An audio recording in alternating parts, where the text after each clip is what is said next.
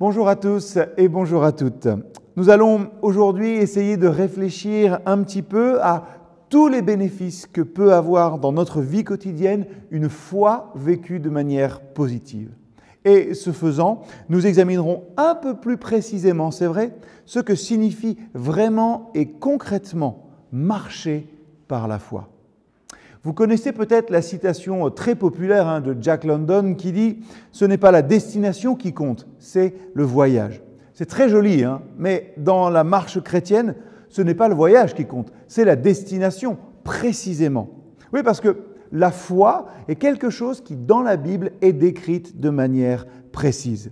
En Hébreux 11, par exemple. Pourquoi ? Eh bien, parce que la foi est une question essentielle et très concrète dans nos existences. Si le salut est assuré, si rien ne peut nous séparer de l'amour de Dieu, nous ne pouvons néanmoins pas grandir, nous ne pouvons pas progresser, maturer et surtout plaire au Seigneur sans exercer concrètement et quotidiennement ce que nous croyons. Certains chrétiens pensent que marcher par la foi, ça signifie être emporté par un sentiment d'exaltation permanent, mystérieux, impalpable, indescriptible, un petit peu comme la force, vous savez, dans Star Wars. D'autres, au contraire, aiment compliquer les choses avec de grands concepts théologiques, mais marcher par la foi, ça signifie simplement que nous agissons dans notre vie quotidienne en fonction de ce que nous croyons. Nous marchons tous et toutes et toujours par la foi. Athées, musulmans, hindous, etc., tout ce que vous voulez. La foi est ce qui nous permet de donner un sens finalement, une direction à notre vie. Nous ne pouvons pas ne pas marcher par la foi. Vous aurez du mal à trouver de vrais athées ou de vrais nihilistes. Ce que nous croyons détermine forcément notre comportement, et ce, dans tous les domaines de notre vie. Ainsi, si notre comportement dévie dans un certain domaine, nous devrons corriger ce que nous croyons dans ce domaine. Pourquoi ? Parce que l'erreur dans notre comportement est la conséquence directe de l'erreur dans ce que nous croyons. À la suite de cette introduction, je vais vous demander de me mettre en pause, tout simplement, pour que vous puissiez, vous, réfléchir à quelque chose, peut-être qui vous bousculera un petit peu. En tout cas, il s'agira d'être tout à fait honnête. Sur votre livret, vous trouverez une évaluation de votre valeur personnelle. Vous y trouverez 8 catégories et dans chacune de ces catégories, vous entourerez le chiffre qui, à votre avis, vous représente le mieux. Vous compléterez ensuite succinctement, mais honnêtement, j'insiste là-dessus, les 8 phrases qui commencent par « j'aurais plus de si ». Voilà, vous pouvez me couper la parole en ce moment. Prenez 5-10 minutes pour ce petit exercice. C'est aussi la question numéro 3 sur votre livret.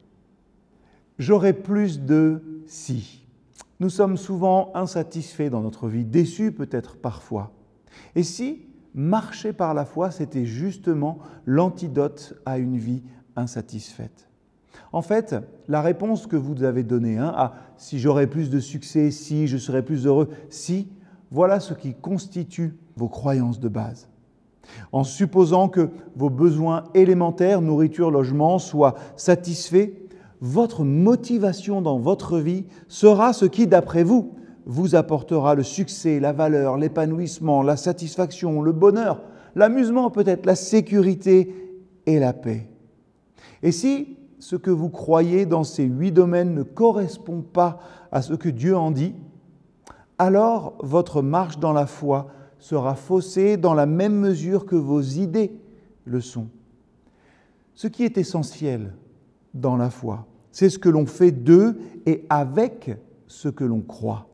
La foi, elle dépend de son objet. Ce n'est pas le fait de croire qui est important. La foi, ce n'est pas simplement le fait de croire en quelque chose ou quelqu'un. Tout le monde croit en quelque chose ou en quelqu'un.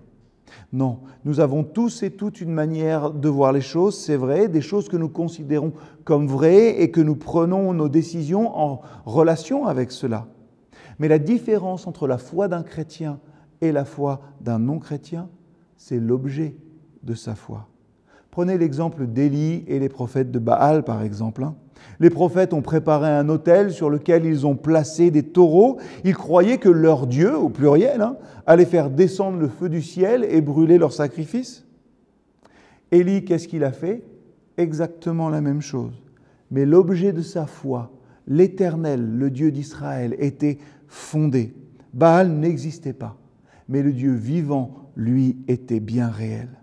La foi des prophètes de Baal était déçue.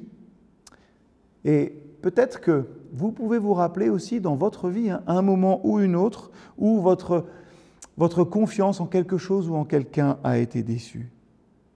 La foi dépend de son objet. Et l'objet fondamental de notre foi, c'est Christ.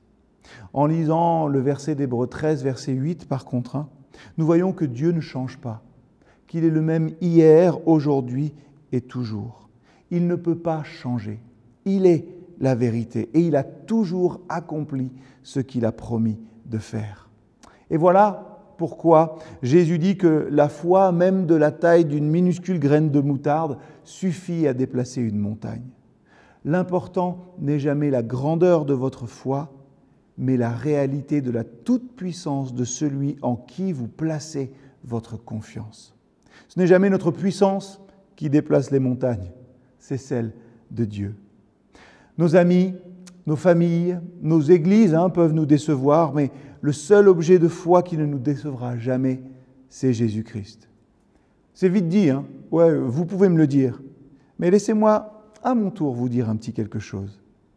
Si vous luttez dans votre foi avec Dieu, si vous luttez dans votre foi en Dieu, ce n'est pas parce que l'objet de votre foi est insuffisant, c'est peut-être parce que vous avez des attentes irréalistes de Dieu. Peut-être que vous vous attendez à ce qu'il agisse d'une certaine manière ou qu'il réponde à votre prière d'une certaine façon, la vôtre et pas la sienne.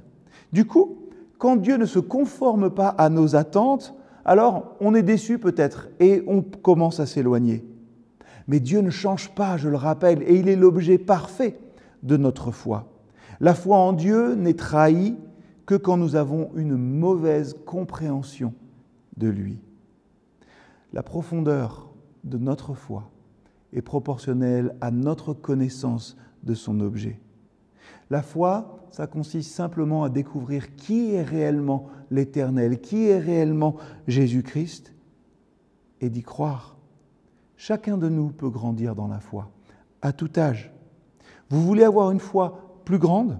Eh bien, la profondeur de votre foi dépend d'une seule chose, de votre connaissance de celui en qui vous la placez. Oui, c'est bon de le rappeler, la foi n'est pas que du domaine du donné, quelque chose que l'on reçoit comme ça. La foi, c'est faire des choix. C'est faire le choix de croire que Dieu, ce qu'il dit est vrai et que nous pouvons vivre en conséquence parce que c'est un chemin de paix, de joie et d'épanouissement. Dieu ne nous a pas donné l'option de définir finalement ce que nous croyons. Le rôle de Dieu, c'est d'être la vérité. Notre rôle à nous, c'est de croire cette vérité. Il y a donc une limite à notre foi, mais ce n'est pas Dieu qui la contrôle finalement, c'est nous. Votre foi grandit chaque fois que vous mémorisez un verset, chaque fois que vous participez à un groupe comme aujourd'hui, mais elle grandit surtout quand dans votre vie vous agissez en fonction de ce que vous croyez, en fonction de ce que Dieu affirme être vrai. Alors c'est vrai, c'est prendre des risques, c'est faire des choix, c'est être motivé dans notre vie chaque jour par cette volonté de glorifier Dieu, poussé par son esprit et par sa parole. Ce ne sera pas toujours facile, c'est vrai, mais la foi grandit justement dans les moments difficiles. Sûrement que nombreux parmi nous, ou nombreuses, se souviennent des moments où le Seigneur n'a pas fait exactement ce qu'ils auraient voulu. Et on doit reconnaître, nous, que notre compréhension de Dieu est très limitée, que ce que nous attendons de lui, n'est pas forcément en accord avec sa personne ou sa volonté. Or, lui demander de faire quelque chose qui n'est pas encore en accord avec sa volonté ou sa personne, ce n'est pas de la foi, ça, c'est de la présomption. Alors, la question de la foi est cruciale. Et l'un des objectifs principaux du Seigneur pour notre vie, je crois, c'est de nous aider à développer une foi réelle, vivante et de plus en plus profonde. Voilà pourquoi il nous mettra souvent dans des situations où il nous faudra placer notre foi en lui ou en autre chose. Un ennui de santé, des problèmes financiers, un avenir incertain. La liste de nos potentiels ennuis est très très longue. Rappelons-nous cette vérité essentielle pour notre vie. Le rôle de Dieu est d'être la vérité, de déclarer ce qui est vrai. Notre responsabilité est de croire et de vivre en accord avec ce qui est vrai. Parlons donc très concrètement pour terminer. La foi mène à l'action, envers Dieu, envers les autres et envers nous. La foi dans notre vie est une action. Vous voulez du succès ? Ajustez vos objectifs avec ceux de Dieu pour vivre libre. Vous voulez être des hommes et des femmes de valeur ?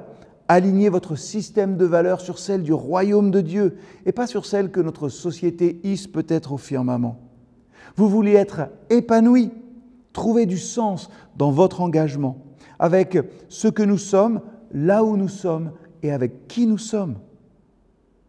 Vous voulez être satisfait, vivez qualitativement et pas quantitativement. Vous êtes à la recherche du bonheur, soyez satisfait de ce que vous avez. Christ, la vie éternelle, un Dieu qui nous aime et qui promet de subvenir à nos besoins. Comme dirait Maître Gims, ça vous dirait un peu de fun ? Faites plaisir à Dieu, pas aux autres. Soyez honnête et transparent, même et peut-être surtout dans votre foi. Ça n'a jamais fait du bien à personne de vivre en faisant semblant. Vous êtes en quête de sécurité, marchez les yeux tournés vers le ciel. Vous voulez la paix ? Vous voulez la paix avec Dieu ? Eh bien, Dieu est plus grand et plus fort que toutes les tempêtes dans notre vie. Dieu est capable et vous êtes capable grâce à lui. Vous allez prendre maintenant un temps ensemble et vous allez lire à haute voix les 20 « Je peux » de la foi. N'hésitez pas à les afficher chez vous. N'hésitez pas à les afficher, que sais-je, au boulot, dans votre agenda, dans vos toilettes peut-être. Et prenez le temps de prier tous ensemble à la fin de cette rencontre. Priez spécifiquement pour demander à Dieu de vous aider à grandir dans la foi et à vivre celle-ci concrètement, à marcher par la foi jour après jour. Et puis, n'oubliez pas, choisissez une de ces 20 vérités. Prenez-la avec vous, une vérité qui vous semble particulièrement appropriée à votre situation en ce moment et prenez la décision d'y croire, quels que soient vos sentiments, quelle que soit votre vie. Et si cette vérité vous pousse à agir de manière concrète, si elle vous pousse à faire un pas de foi, alors tant mieux.